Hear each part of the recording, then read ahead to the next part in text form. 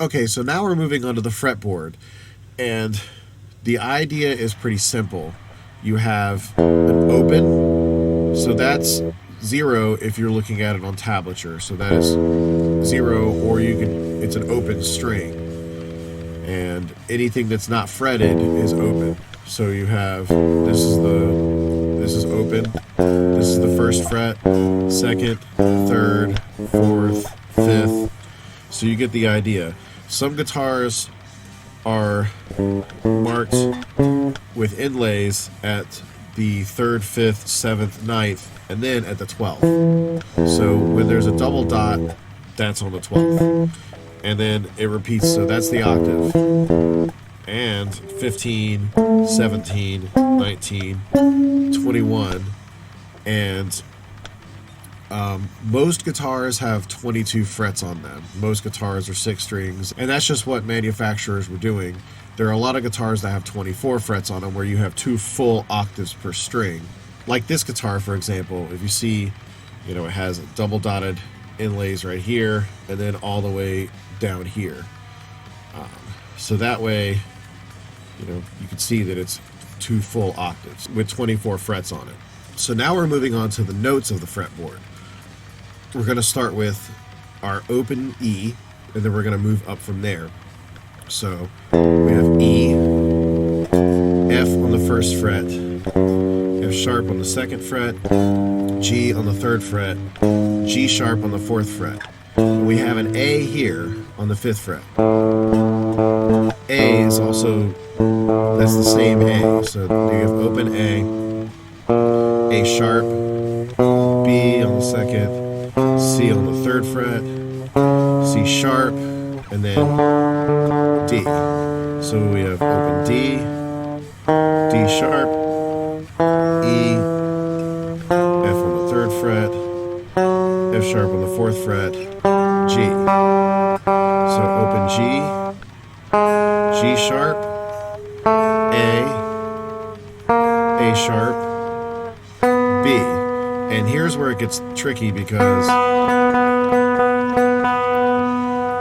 this is tuned in a slightly different tuning. The rest of them are tuned in perfect fourths, and this one's a major 3rd, which we'll get into theory a little bit later. But what's more important is that you know that the 4th on this G string and the open on the B are the same. So we go with B, C on the 1st, C sharp on the 2nd, D on the 3rd, D sharp on the 4th, and then E on the 5th. So that's how we get back to that high E. And then it's the same principle as the low string. F on the 1st, F sharp on the 2nd, G on the 3rd, G sharp on the 4th, and A on the 5th. So that's the first 5 frets of each string. Now if we move on further, you notice that that's an open E, that is an octave of an E. The 5th fret is always the next string, except between G and B. But everything else is, once you get to the 5th, that's the next string. So if you know you're here, then you're playing an A. If you're here, you're playing an E.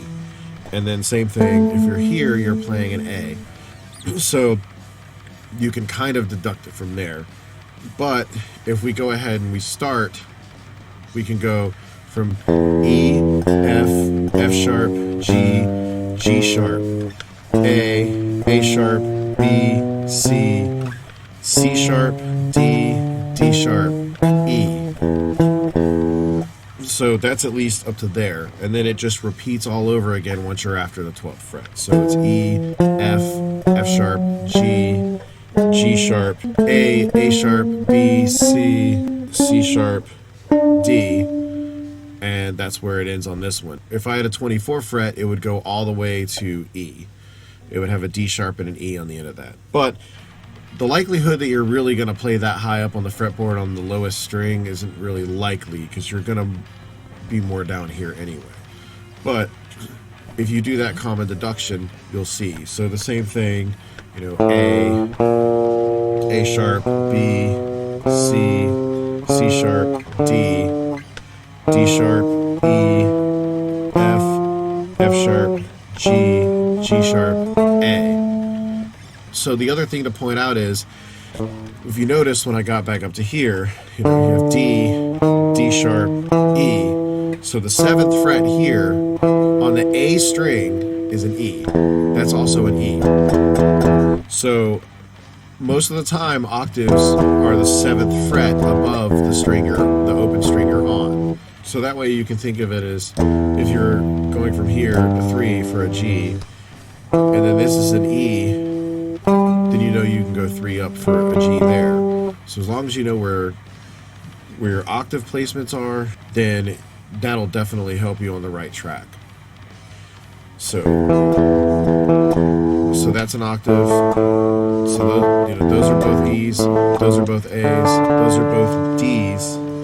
The difference is when you get to your B string, you have to move up 1 fret since it is tuned slightly lower. So that is your G right there. And then it goes back to 7 again here because these are tuned in fourths. So those are both B's. It's just this one subset of strings between the G and the B that are tuned in that major third. I've also got some note charts that I'm going to show. Since most guitars that exist are 6 strings with 22 frets on them, I figured this chart is a good representation of that. So how you read this fretboard chart is you look at it from the bottom up. So the low E to the high E. The low E being the thickest string on the guitar. And the reason for this is it's meant to be taken from the perspective of your point of view while you are looking down at the guitar's fretboard while you are holding it. The lowest string in your point of view is the low E string, whereas the highest string in your point of view would be your high E string. Now if we take a look at the lowest note on the fretboard, that would be our open low E string, so that E right there. 1 octave above that E string can be played in a couple of different places. The 12th fret of the low E string, the 7th fret of the A string, and the 2nd fret of the D string. If we look 2 octaves above that open E, here are all the different places you can play that note. Now let's look at 3 octaves above the open low E string. If this chart had 24 frets on it, then we would see a 4th octave above that low E. And we can do the same thing with our A string as well. Here are all the different octaves of A. And here are all the different octaves of D. So here we can more visibly see how the 5th fret of these strings and the open strings next to them are the same note. Noting that how the G and the B strings are slightly different, with the B being on the 4th fret of the G string. And the same can also be said for the open strings and the octaves on the 7th fret of the strings above them. Also noting that the G and the B strings are going to be slightly different because that G is going to actually be on the 8th fret of that B string. Now keep in mind that this will take a while to ingrain into your memory.